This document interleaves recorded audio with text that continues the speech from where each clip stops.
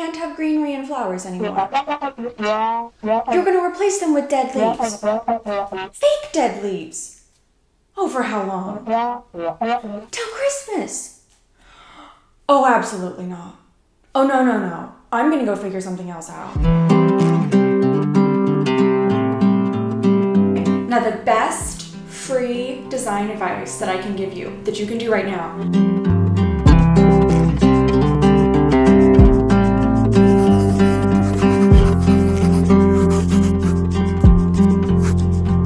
Well, hello friends, and welcome to part 2 in my series where I'm making over this kitchen. So, spoiler alert, that didn't happen. Essentially, I tried to do something and it didn't go over well, but I decided to pivot and decorate for fall instead. Before we get there, I do just want to show you what happened, this whole DIY fiasco. Not a big fiasco, a little fiasco. Because frankly, it's part of the story of this kitchen, but 2, because I honestly want your guys' opinion and advice on what you would do. So, let's get into it. So the thing I want to change are the countertops, because unlike most of this kitchen, which to me is old but cute, the countertops just look old and dated. It's just the classic 90s laminate. So my plan was to cover over it with contact paper. So wish me luck. Here we go. My first problem was that most rolls of contact paper are 2 feet wide, but I needed one that was at least 3 feet wide so it would continuously cover the backsplash and front lip of the countertop. I eventually found something where I liked the marble veining and just hoped for the best. But this is where I realized it wasn't working. I also don't know why it's coming off kind of purpley on camera. But in real life, it is more white and gray. Anywho, I think it's gonna be an improvement. What do you guys think? Oh, it looks so purple on camera. Oh no. Oh, that's not good. So I took the contact paper off because even in person, I just couldn't stand how the colors clashed, and I went back to the drawing board. I ended up finding a new roll of contact paper that I think might work, but I'm anxious to hear what you guys think. I mean, is it even worth it to change the countertops at all? Comment down below and help me out.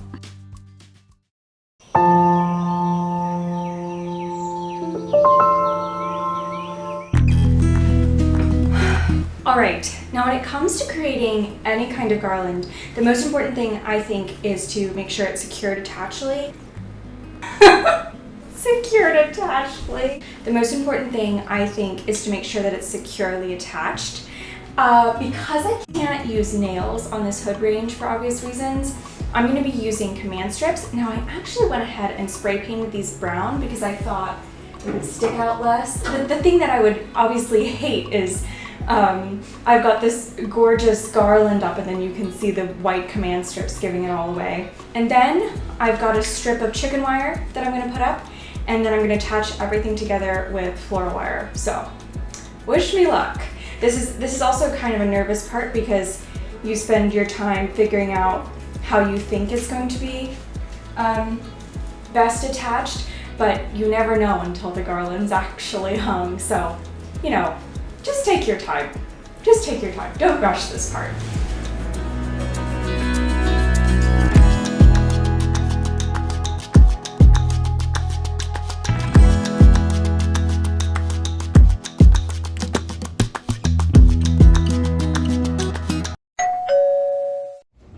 All right, look what came. Let's put it up. Okay, now you're probably wondering what's in the box and where did the box come from? And I'll answer those in a second. But for now, I just want you to notice the size of the box. Yep, it's just a normal sized box. Okay, back to the video.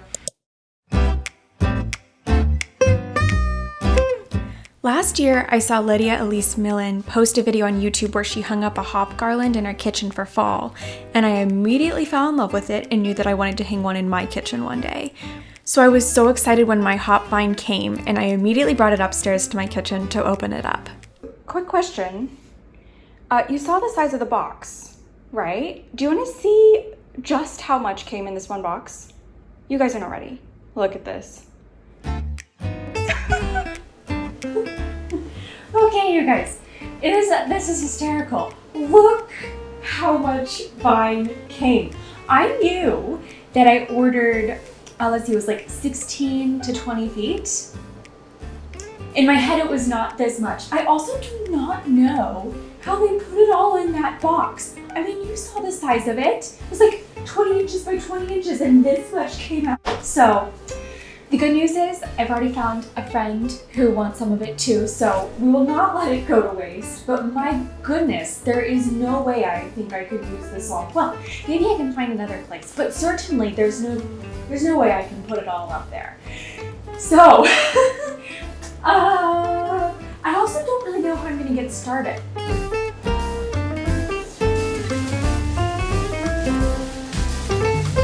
All right. Okay, we have something. So, let's get this up there. The main thing I find different working with fresh garland rather than faux garland is that with fresh garland, you have to work with the shape it's naturally giving you. Faux garland, you can easily bend and more directly control, but I find with natural garland, it's much more like a partnership. And when I first started putting this garland up, you'll see that at the start, this is really what I was struggling with.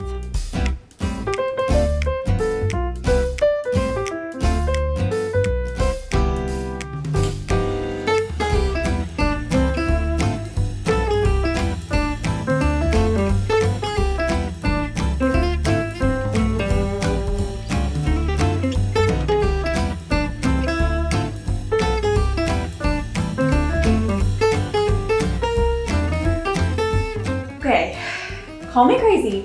I actually think I'm going to take it down and redo it because after playing around with this a little bit, I've discovered I think I want this area to be the full area, which means that I actually need the vine to be coming this way such that it looks like it's just cascading over. I'm literally working against the grain here and I think it's hurting me, so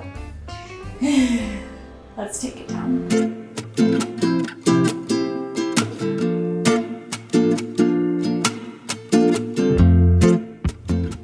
So this is what I mean about working with fresh garland as a partnership, because once I turned it around, everything seemed to click into place and it no longer felt like I was fighting to build the shape I saw in my head.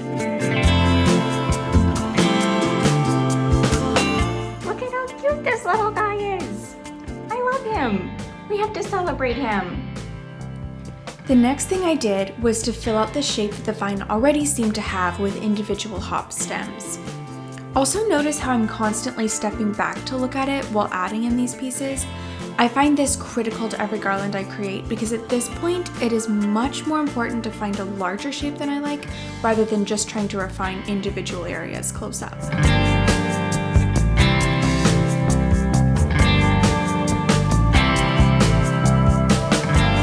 The last step is to add individual pieces that stick out from the garland.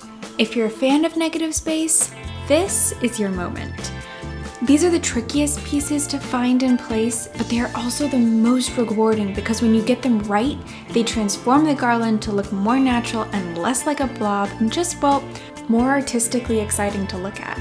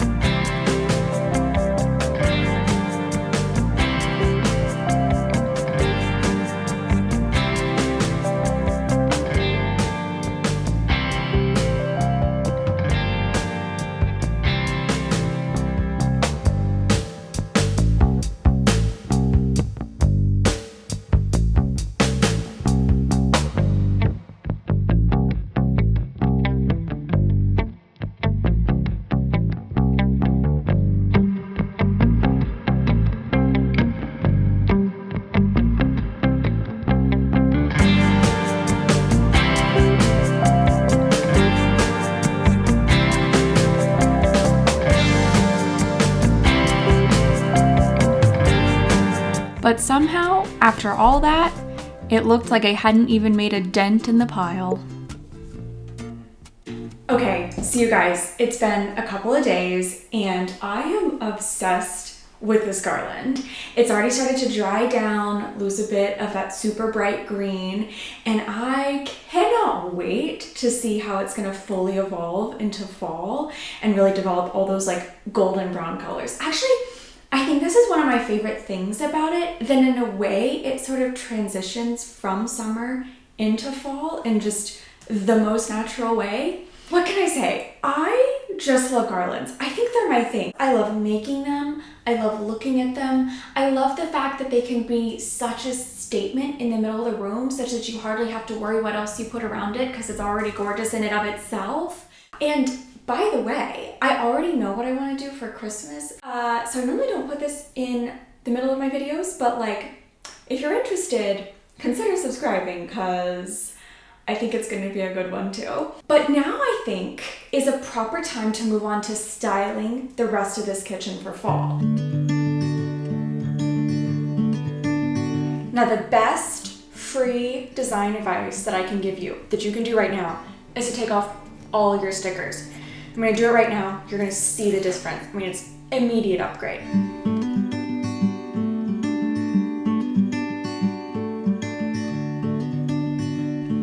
Of course, I took a page out of Architectural Digest book and only used lemons and limes as fruit for styling.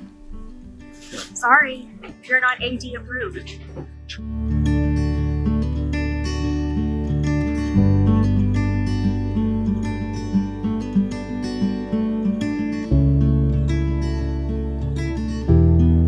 So when I moved in, or a little after I moved in, I discovered there was already an old rusty nail hanging in this brick wall, and I thought it was the perfect place for a piece of artwork. So I want to go find something to put there.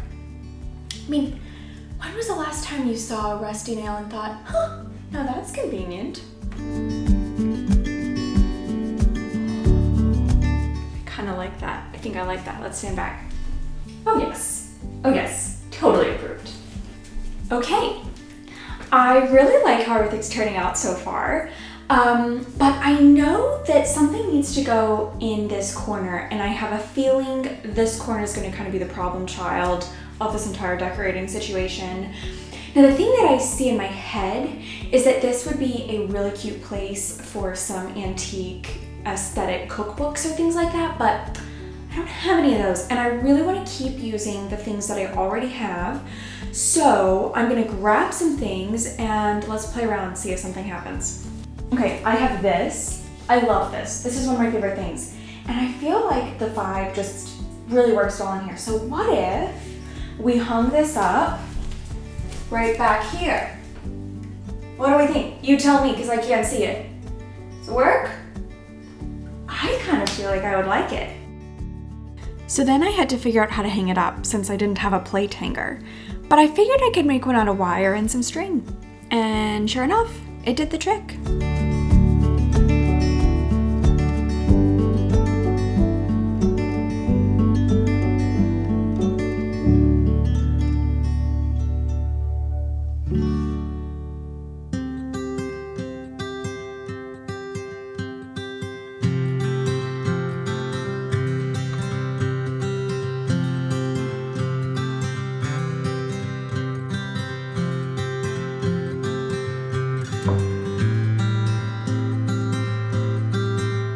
The thing that I've been obsessed with lately with table settings is off colors. I think everyone knows off-white, right? You've got white and then off-white. There's also off-black, right? Black and off-black. But really what I think I'm getting at is unexpected, subtle color choices that elevate everyday items. Let me show you what I mean. So the first thing I'm going to use are these plates.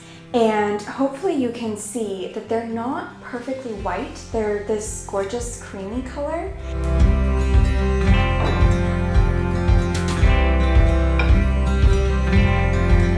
Now I love these plates, and I will link everything that I can down below, but unfortunately, I have to tell you that these plates no longer ship to the United States. They are only available presently in the UK and maybe the EU.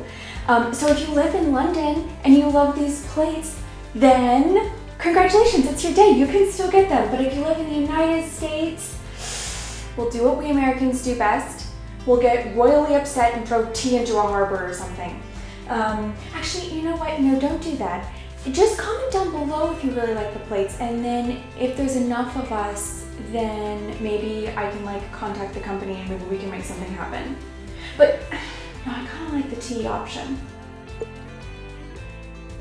Now, continuing on with this idea of subtle uses of unexpected color, I have these glasses, and hopefully you can see that they are not completely clear glass. They also have this like gorgeous ribbed effect that I love. Oh, and you'll never guess where these are from. They're from IKEA. Next up, I'm gonna add this silverware.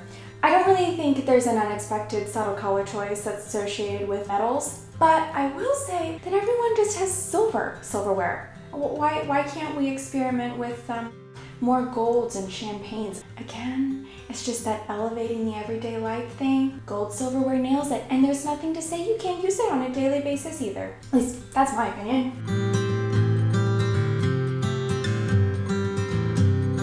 But then the thing that ties this all together, I think, are these napkins, and I just went ahead and put them in these napkin rings. These are from Amazon. I'll link them below. Oh, and side note about these glasses, these are my lemonade glasses. Because you know what? I do not drink cocktails. I don't really do that. They taste like a war zone in my mouth, so I just avoid it. But I love lemonade, and it makes me sad that lemonade doesn't have a special kind of glass associated with it, so I do these. And I think there's actually evidence that I do this all the time in some of my previous footage. I saw a clip where I forgot to take the glasses out of the shot, and these were one of them because I was drinking lemonade while filming. Oh. Cheers. Wait, hold up. Please make sure to comment down below if you haven't already, and tell me what you think I should do about the countertops. Oh, and if you've made it this far, would you make sure to go give this video a like? Really helps me out. Thanks.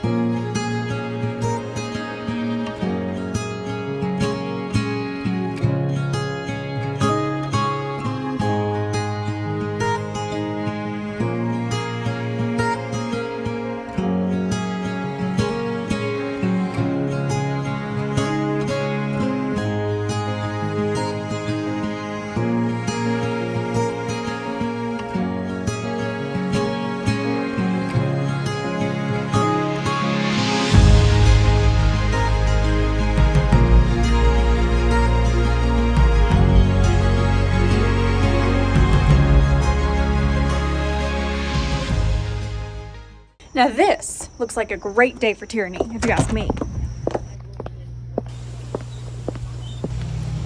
Take that!